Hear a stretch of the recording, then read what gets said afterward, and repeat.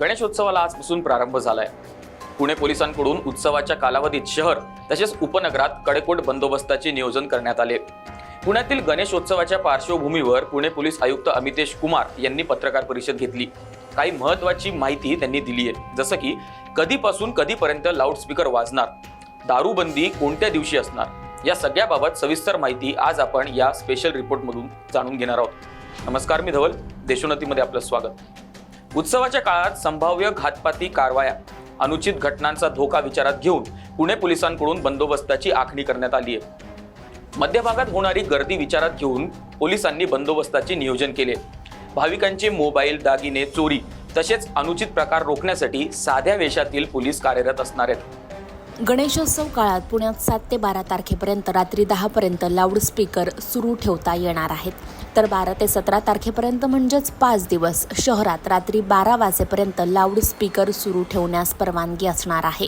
गणेशोत्सव काळात 7,000 पोलिसांचा बंदोबस्त असणार आहे। गणेशोत्सव काळात 7 सप्टेंबर, 16 सप्टेंबर आणि 17 सप्टेंबर या 3 तारखेला पुणे शहरात दारूबंदी असणार आहे, तर फराजखाना, विश्रामबाग आणि खडक भागात 10 दिवस दारूबंदी करण्याचा प्रस्ताव सरकारकडे देण्यात आलाय।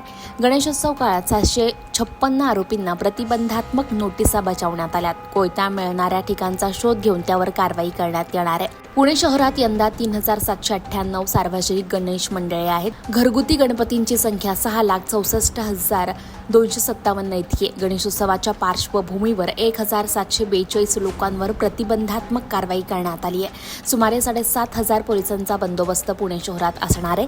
लेझर लाईटला बंदी असणार आहे। 10 QRT टीम्स तैनात असणार आहे। सोशल मीडियावर काही आपत्तीजन्य पोस्ट टाकल्यास कारवाई केली जाणार आहे। उत्सवाच्या काळात पुणे शहरातल्या मध्यभागात 18 पोलीस मदत केंद्र सुरू करण्यात येणार आहे। उत्सवाची सांगता होईपर्यंत मदत केंद्राचं कामकाज अहोरात्र सुरू राहील। या केंद्रात स्थानिक पोलीस ठाणे, विशेष शाखा, गुन्हे शाखा, वाहतूक शाखेतील कर्मचारी तैनात असतील। उत्सवाच्या कालावधीत 6 ठिकाणी शीघ्र कृती दल तैनात करण्यात येणार आहे। हे जवान मनोऱ्यावरून गर्दीवर लक्ष ठेवणार आहे। गर्दीतील गैरप्रकार तसेच संशयितांवर नजर ठेवण्यात येणार आहे, अशी माहिती पुणे पोलीस आयुक्त अमितेश कुमार यांनी दिलेली आहे।